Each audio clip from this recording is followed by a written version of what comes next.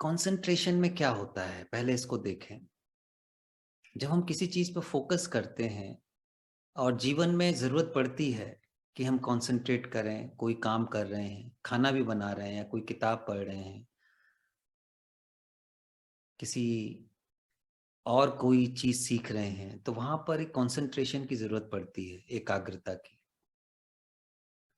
तो उस एकाग्रता में होता क्या है, आपका मन पूरी तरह से उसमें डूब जाता है, उसमें एक तरह से खो सा जाता है। तो एक सवाल ये है कि बिना खोए हम किसी चीज को पूरी तरह से अटेंड कर रहे हैं, चाहे कोई किताब पढ़ रहे हो, किसी को सुन रहे हो, कोई कार्य कर रहे हो, वहां पर अटेंड करने की आवश्यकता है। क्या मैं अपनी पूरी ऊर्जा के साथ, एनर्जी के साथ, अपनी सारी इंद्रियों के साथ उस चीज को अटेंड कर सकता हूं?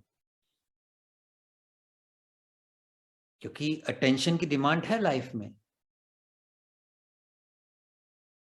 अब जब मेरे अंदर एक ये बात आ जाती है कि नहीं, मैं जो अटेंड कर रहा हूं उसमें कोई भी बाधा ना डाले,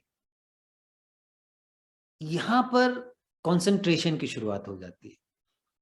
जहां पर मैं अपने को फोर्स कर रहा हूं, एक तरह से एक मैंने बाउंड्री बना दी है। पर अगर मैं बाउंड्री ना बनाऊं, हाँ मैं अटेंड कर रहा हूं, हो सकता है बीच में जब मैं कोई किताब पढ़ रहा हूं कोई आ जाए, मेरे घर में कोई आ जाए, तो एकदम से मुझे क्यों शॉक लगता है, ये मैं सवाल कर सकता हूँ। मैं क्या उसको भी अटेंड कर सकता हूँ जो आया है, या कोई और शोरगुल हो गया, या कोई और बाधा आ गई? अगर मैं पूरी तरह से अपने को एक दायरे में बांध लेता हूं कि नहीं मुझे बस यही करना है, और इसमें कोई, तब वहां पर मैं बहुत ज्यादा सक्रिय हो जाता है। तो एक बड़ी फाइन लाइन है, एक बड़ी ही कहना चाहिए एक सूक्ष्म रेखा है अटेंशन और कंसंट्रेशन में। अटेंशन की जरूरत है जीवन में, जब मैं कर रहा हूं अपने पूरे ध्यान के साथ कर सकता हूं, पर मैं ये प्रयोग कर सकता हूं कि यदि कुछ और आ जाए बीच में, तो उसको मैं समस्या क्यों बनाऊं? क्या मैं बिना रेजिस्टेंस के, बिना रिएक्ट किए, क्या मैं उसको भी अटेंड कर सकता हूं? तो फिर एक दूसरे ढंग की क्वालिटी आएगी मेरे फोकस करने में, तब भी मैं फोकस कर पाऊंगा।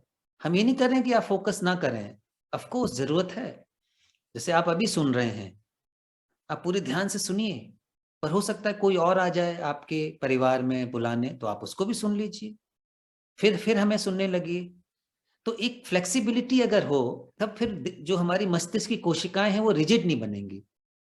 अक्सर हम देखते होंगे, हाँ, हालांकि तुलना की जरूरत नहीं, पर धार्मिक जगत में, अध्यात्म जगत में लोग बहुत रिजिड बन जाते हैं। भाई मैं ध्यान लगा के बैठा हूं, कोई नहीं आए, नहीं तो उसे क्रोध आ जाएगा, तो फिर वो ध्यान नहीं हुआ, फिर वो मेडिटेशन नहीं हुआ, टेंशन नहीं हुआ, फिर वो तरह का फोर्स कंसंट्रेशन हो गया। अगर मेरे अंदर क्रोध आ रहा है, गुस्सा आ रहा है, अगर मेरे कार्य में कोई बाधा डाल रहा है, तब इसका मतलब है मुझे देखना होगा कि गुस्सा कहाँ से आ रहा है। वही पुराना मन जो है, उसने ये धारणा बनाई हुई थी कि नहीं यही सबसे अच्छा है, मुझे यही करना है, और फिर वह अपने एक कॉन्क्लूजन से बंधा हुआ है। तो क्या संभव है कि मैं एक ओपन माइंड और ओपन हार्ट के साथ किसी चीज को पूरी तरह से अटेंड करूं, और उससे मुझे अगर हटने की भी जरूरत हो तो मैं हट जाऊं, हो सकता है कुछ और बीच में आ जाए, तब फिर एक स्मूथ फ्लो हो सकता है, एक फ्लेक्सिबिलिटी होगी। रिजिडिटी हमें कहीं ना कहीं रोक देती है।